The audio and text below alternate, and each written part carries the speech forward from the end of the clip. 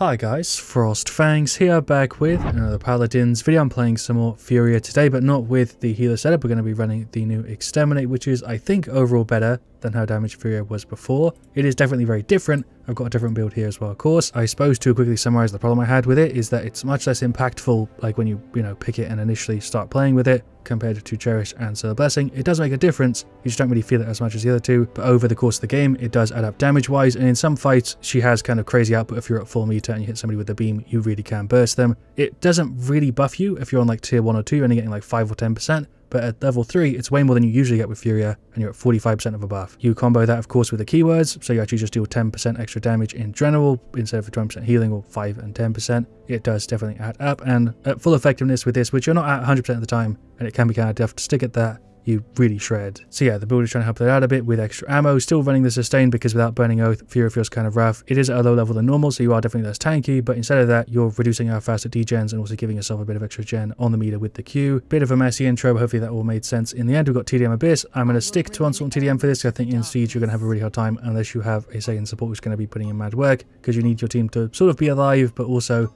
low enough health that you can heal them, because if they're all full, you can't get your meter up at all other than the beam because of the card. But this does seem like a really good scenario for it. Khan and Ram, Amani, Kazumi versus Ray, Seven, Lilith, Lian and Betty. You definitely still want Kronos with this and Nimble because you're kind of slow as Furia, but without the right clicks being spammed out on your friendlies, you don't really have the meter, so it would kind of defeat the point. But we've got Enforcer empowered, Storm Bullet splitting, Fiery Eminence, Tribunal, Maelstrom, Extension. Big heal there to the Khan. The extra range on your base kit is definitely nice, but you also can really tell that the heal is a little bit less than it was before. Khan is already gone, so I was trying to heal the Amani. I'm just bursted. Hello, Lian, finish her off. There we go. Revenge. Nice. I don't have my F up. I'm a little bit scared, but we're alright. Double tank here is really, really nice. I think playing this with a full team of squishies would work, but you're going to have a much better time if you've just got easy people to right-click who are like half health because they've got so much of a meter.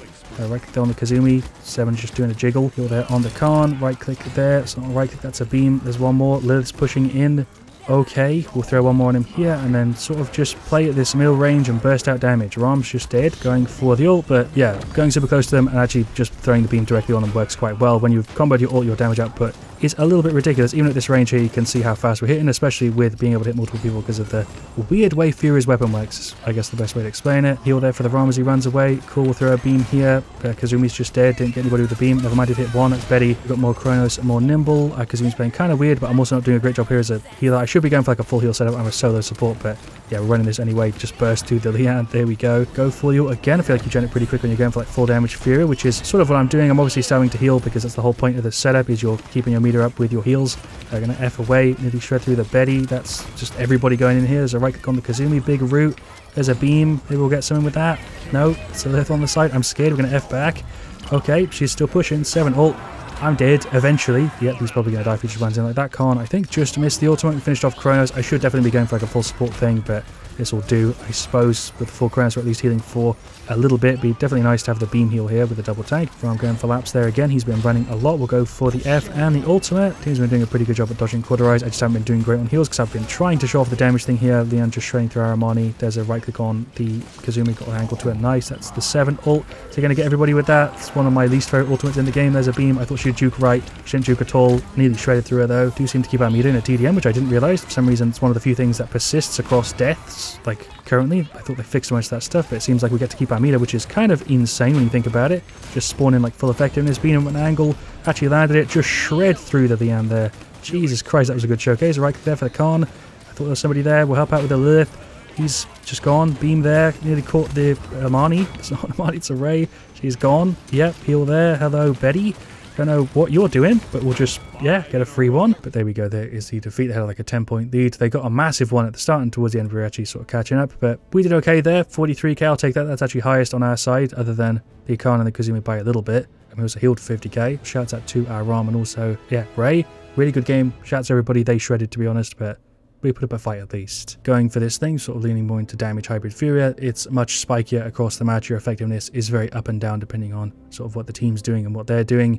And for me, that tends to work a little bit worse, but it's definitely still really good. And depending on how you like to play her, it definitely could be better, just overall. But for game 2, we've got TDM Trade District with a Khan, Betty, Tiberius, and a Ray. I think a much better scenario here for it. And we're up against Emoji, Kinessa, Zin, Andro, and Pip. It definitely feels a little bit less unique compared to like the super stun Furia setup, but it's much more fair feeling, I think, for the enemy side, because old Exterminate Furia, at certain points, when resilience was a little bit lower, felt really, really horrible. We got the Shield, Titan's Fury, Fiery Extension, Defiant Fist, Yomi, Boom Boom, Mega Potion, and Reposition. Also switched up the weapon and the skin combo. That's one of my points, and I guess sort of downsides, but it is also Fury's sort of selling point, is that you very much have to focus on healing to play her damage setup well, which isn't the same for most other supports that you can sort of just shift. You definitely have to play both sides of Fury, which is unique, but is definitely more difficult, I think, for most people. Hello, Andrew. There's a point-blank range beam. We'll just shred through him. Oh my god, that Pit Mega Potion. I'm off the map, by the way. It's dead there anyway. Didn't really matter. Thought I might have been able to angle that F probably, but the whole team got wiped there. We've got 1 kill to 8. It's kind of rough. We can't seem to break through. We'll throw a beam there. And we catch somebody with it. Tiberius just getting shredded. Mistimed that. It's fine. We did hit somebody. Got the ult. We'll go ahead and pop it and then push in because we're pretty much full meter. This should be a good showcase for it. I was trying to get a heal there. There's a beam. Okay. Right click. Can't. There we go. I also need it for the self heal. That's Pip ult. Okay. We're not in it though. It's just the can't. Get through the Zin. Sure. More hits there. Full meter. This is really showing the effectiveness of this setup, especially when we've got the ult. The damage output on it is a little bit ridiculous when you're full efficiency, but definitely harder to counter because the other thing was just pretty much completely screwed by resilience, and this sort of feels much more fair. And over the course of a game, I think if you're leaning towards damage as the hybrid thing, you're going to notice it a lot more than the other setup, because it's not just when you hit the beam you get the big benefits throughout the course of the match. Team here is kind of shredding, heal there on the Betty, getting an F back. I could go for the ult, but feels like a bad time to use it. Andrew's ulting. Going to go ahead and pop it here a little bit early, but I think this should work out. We'll just spam the shots down range. Sure, just absolutely burst through him. The damage output on this with the ultimate is genuinely crazy. Hello Pip, missed the beam, but that's fine. I think we can still clear him. Feels a lot more like a damage character than a lot of the other supports that you shift around into Furia with this setup, because the build is super important is what I was trying to say. Got a bit of a cheeky angle. Absolutely massive Betty ultimate. Hit the stun there too. Disgusting. Feel like I'm showing off way better in this game. We don't have Death Hands. You don't really need it with the build. You've got 20 ammo. It should be enough for most fights where you can reload in between. Definitely a good time to go for the ult. We're all super grouped here. It seems like a big team fight. We'll throw the beam there. Miss the Moji. Hit the Andro there. Can we kill either of them? No. Pip's running in. I'm a little bit scared of this Pip because he's used his ults quite well. He's still gone. We've got the Immortal. The fact that you can headshot with this also is kind of crazy, because a lot of other support setups that you're switching into damage are like AoE, or you can't really benefit too much from getting extra attack speed. With Furia specifically, getting headshots with this is kind of crazy. That's Canessa ult. She's just gone though. Our output is super crazy for defending like our other healer here, Ray. Whenever she runs away, we can sort of deal with whoever's attacking her, and it works out quite well. You can't say again for a lot of other support sort of combos. Just sort of hold left click in their general direction. Sometimes you can even hit 2 people at once, which is also really nice for applying Cauterize. That was a Zin ult. He's just here on the Tiberius. Right click on him there as he goes away. We'll throw a beam, get one to the Khan. There we go. He did have Cauterize on him, which is a shame. It's a Canessa. F. Timed that terribly. We've got the ult though. Time to pop it. Feel like I was hitting that button forever. The general on that was a bit weird. Okay, they should be able to push in. Right, we hit one on the Betty. Never mind that Canessa's at such a silly range here, we can't really fight back. A couple long range shots. I don't think I'm actually even able to hit her. There's an F away from this Moji. I'm dead. Tiberius running away. Canessa's just tapping me for free. I think score-wise here though, we've been very even. 31 to 30. It's been pretty much the same thing the entire game. I think we've only been like a couple ahead of each other. There's a right click. I'm still just very scared of the Pip because of plays like that. Am I dead here? I'm at a really weird angle. Somehow I'm not cleared. We'll F back. I don't know where to go. Heal there on the Betty. I really didn't think Zim would be able to sit there with the Betty thing down, but I suppose he could. There's a heal on the Khan. Oh my god, I could have stopped that Zim from getting a massive heal. Right click there on him again.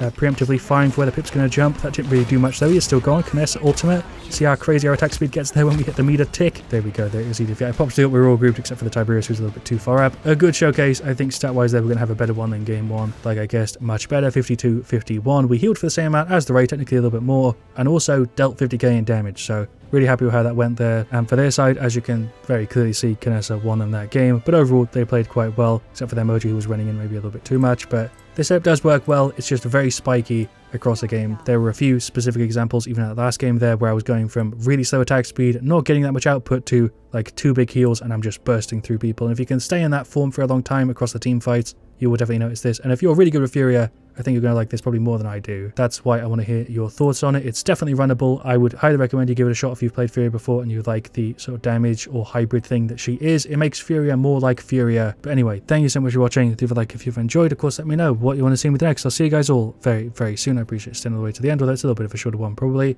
As always, stay frosty.